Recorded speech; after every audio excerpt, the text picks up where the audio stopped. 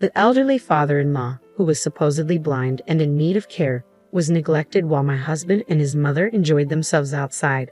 They often left me to attend to him, while they pursued their own interests. One day, the supposedly blind father-in-law suddenly stood up. I wondered how to confront my husband and his mother about their behavior. My name is Annie, I'm 33 years old, and I want to share a real experience from my life. I grew up as the only girl among 3 siblings, adored by my dad despite his objections. I moved from the West Coast to the East Coast after marrying my current husband. As my dad tearfully bid us goodbye, and my mom chuckled. Dad disapproved of the marriage due to living with the in-laws and the responsibility of caring for my father-in-law. Mom always urged me to follow my heart, but Dad never held my mother-in-law or husband in high regard. Despite initial kindness from my husband, things have changed drastically. The power dynamics in the house now favor my mother-in-law and husband over my father-in-law.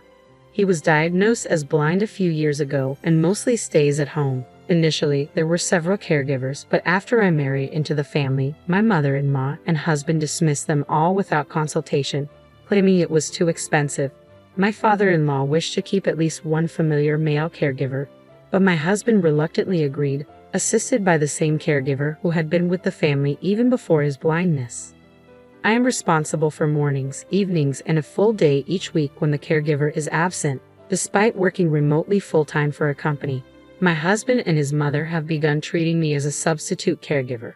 When I voiced my concerns, they retorted, questioning why they allowed someone with my caregiving background to marry into the family, expecting me to manage their baggage. Ironically, they refer to my father-in-law as baggage despite his wealth covering most expenses. My mother-in-law's treatment of him is appalling, and my husband once remarked callously that if only his father passed away sooner, they would inherit sooner.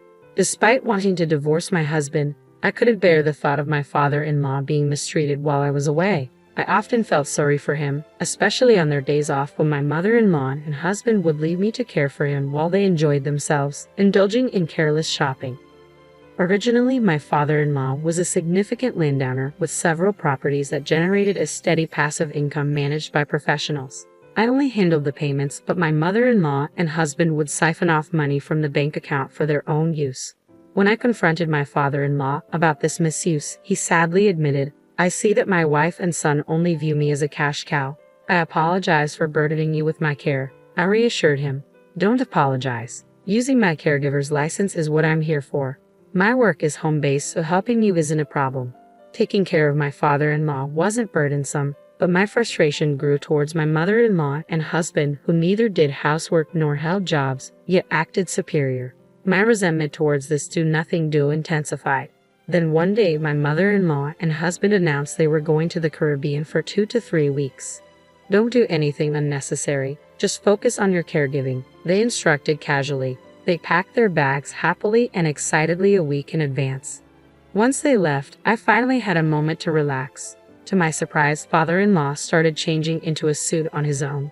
I was taken aback and stared in shock. "Come on, dear, let's go," father-in-law said, standing before me in his suit. It was clear from his eyes that he wasn't blind.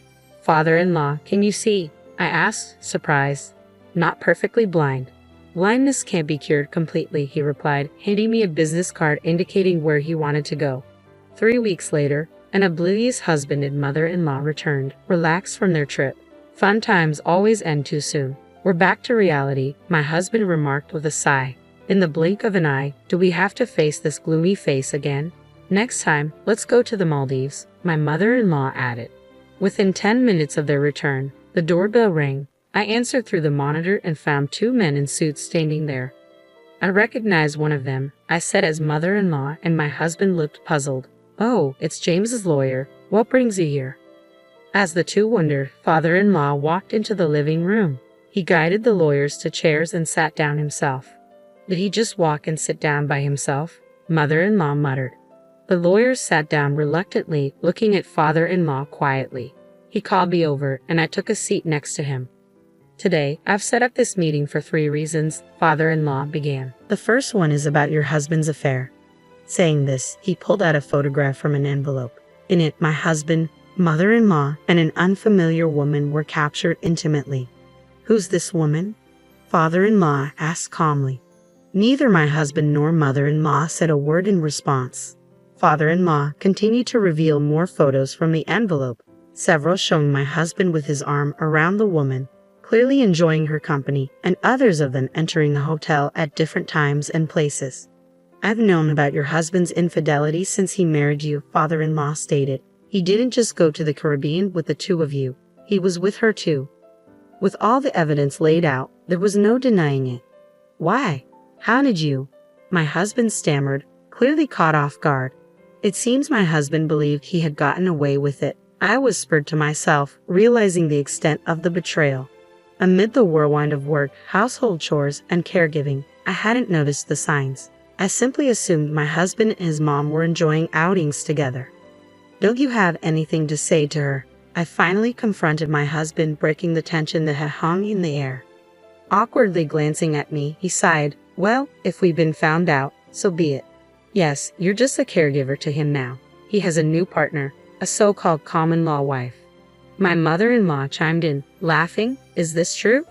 Even when directly confronted, my husband could only mumble in response. He made no attempt to explain. "We've rented a place for just the two of them. While they enjoy their time, I'm left alone in a hotel. Do you think she makes a better wife for my son than you, who can't even spend time with him?" My mother-in-law continued, adding that this had been going on for over a year. "If you wanted to do such a thing, you should have divorced me," I said, my voice trembling with emotion. "Oh, I did consider letting him divorce you," my mother-in-law replied casually. "But she doesn't want to take care of James, so what can we do? In another couple of years, we can just put James in a facility."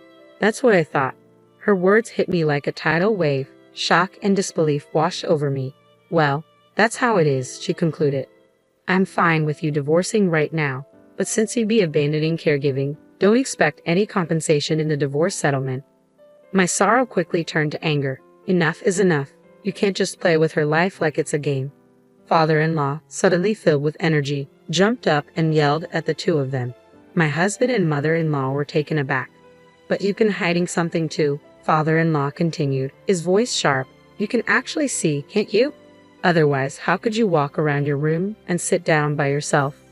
Mother-in-law quickly retorted, "That's right, you lied to us." Desperately trying to deflect, my husband said, "It's not a lie. I did go blind, but it's partial blindness. I'm not completely blind. I've been undergoing treatments, and right now, I'm at an intermediate stage." "Why then did you pretend you can't see?" Father-in-law pressed. "Why let everyone assume that on their own?" The room fell silent, tension thick in the air as everyone waited for an answer. When I woke up one morning with bad eyesight, I went to the hospital with a caregiver and returned in a wheelchair. It was then that I saw all of you jumping to conclusions, making funny faces in front of me, thinking I couldn't see you. If you knew we misunderstood, why didn't you tell us? That's not fair, I said firmly. The caregiver tried to intervene, but I stopped her. I wanted to see how things played out. After all, it seemed like both of you were pleased about my blindness. At those words, both my husband and mother-in-law looked away. It hadn't even been a month since my father-in-law's blindness when I married my husband. All I had heard from him was, "My father is blind." I too had assumed he was completely blind. Another thing. Regarding divorce, father-in-law continued calmly, "What daughter-in-law and my son decide to do is up to daughter-in-law. If needed, I can introduce you to a lawyer. But the divorce I'm talking about isn't between the two of them. It's between you and me." Father-in-law stared straight at mother-in-law as he spoke. "Divorce? Who does that?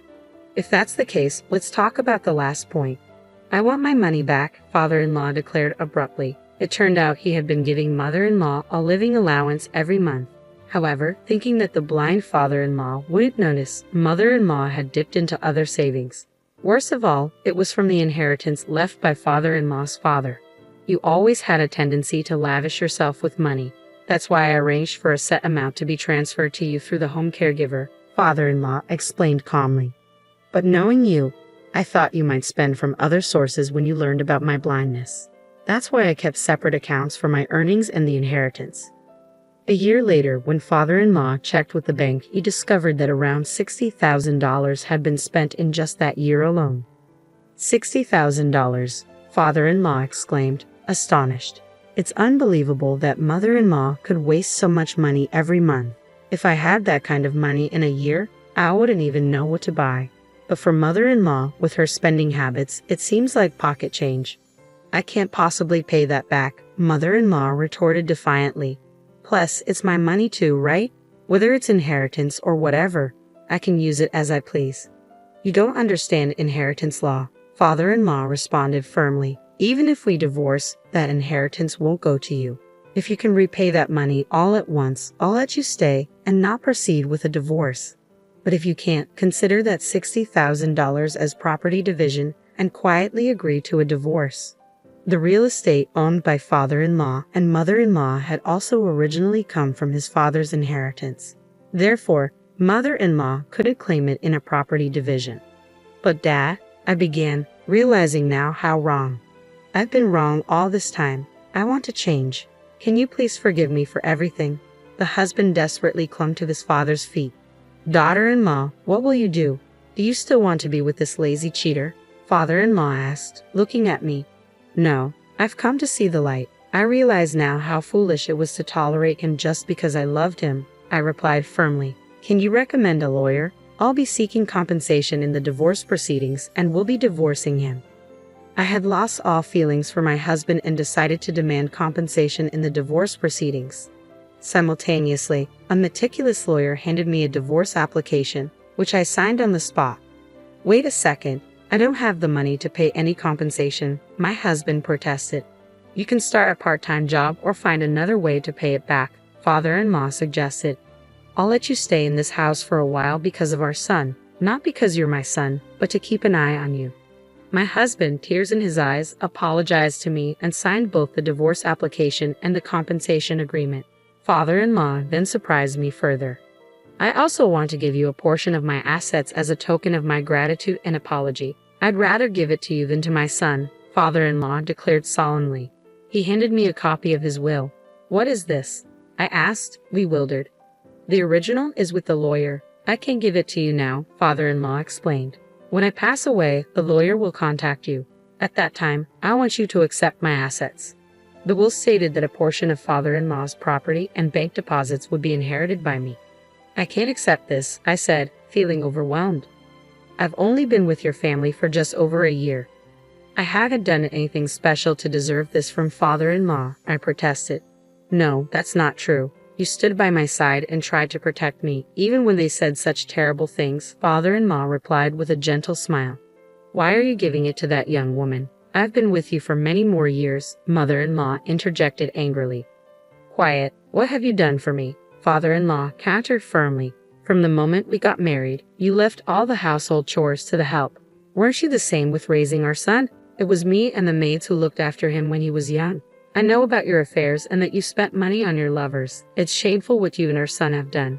Even my husband looked surprised at father-in-law's words. Wait, Mom said it was Dad who had the affair and that she raised me all by herself. What's going on? I asked, noticing mother-in-law's nervous demeanor and her evasive gaze. Do you believe James over me? Mother-in-law shot back, but it was clear to everyone that she was lying. My husband was taken aback, but the truth was now out between father-in-law and mother-in-law. The revelation of my husband's affair left no sympathy for him, considering mother-in-law's own infidelity. As the conversation neared its end, mother-in-law was forced to sign the divorce papers and pack her bags. She left the house without any resistance, and father-in-law and mother-in-law officially divorced that day. Regarding the compensation for my husband's divorce proceedings, father-in-law paid it off in a lump sum, believing it would be better for me. My husband agreed to repay father-in-law. I packed my things to return to my parents' home, arranging for them to be shipped from our large house, courtesy of father-in-law. My husband lived on the second floor, confined to certain areas to avoid crossing paths with me. For a whole month, I managed to keep my distance from them. Everything was settled on moving day when the intercom rang. To my surprise, my parents' faces appeared on the screen. Hurrying to the front door, I found my father already in tears and my mother smiling brightly. It turned out father-in-law had generously covered the travel expenses and arranged everything. Although I had only informed my parents about my divorce, they already knew about the challenging year I had faced. Apparently, father had received a call from father-in-law about 6 months after my wedding. Father-in-law had been honest about the situation, saying, I'll take responsibility and straighten him out. I'd like you to wait a little longer before coming to get her. After hearing everything from mother-in-law to my husband to father-in-law, father understood that simply telling me to come back wouldn't be enough to convince me. It's hard for anyone to accept infidelity claims about someone they love, especially without evidence or valid reasons. So, he chose to trust father-in-law's judgment. 2 years have passed since then, and it seems my husband has been gradually repaying father-in-law. Fortunately, my job, which has always been fully remote, allowed me to live anywhere. I still occasionally keep in touch with father-in-law, and my work is going well. Although I once worried I might grow disillusioned with love, that's not the case. I found happiness again with a new boyfriend and am enjoying a relaxed and contented life with my family.